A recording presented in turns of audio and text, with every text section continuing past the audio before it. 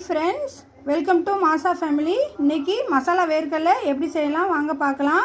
நான் பச்சை வேர்க்கடலையை உடச்சி வச்சுருக்கேன். இதை வேக வச்சு செய்யலாம். இப்போ இதை தண்ணியில் போட்டு வேக வச்சலாம். இப்போ கொஞ்சமாக சால்ட் ஆட் பண்ணிக்கலாம். வடிச்சிட்டு வந்துடலாம். மிளகாத்தூள் எடுத்திருக்கேன், கொஞ்சம் சாட் மசாலா எடுத்திருக்கேன். இப்போ வெங்காயம் போட்டுக்கலாம். நான் பொடிசாக அரிஞ்சு வச்சுருக்கேன். பொடிசாக அரிஞ்ச தக்காளியும் போட்டுக்கலாம்.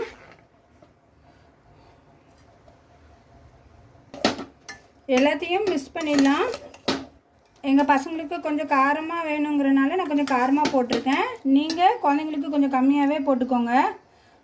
ஏங்க கொஞ்சோண்டு கொத்தமல்லி தழை இருக்குது, தூவி விட்டுக்கலாம்.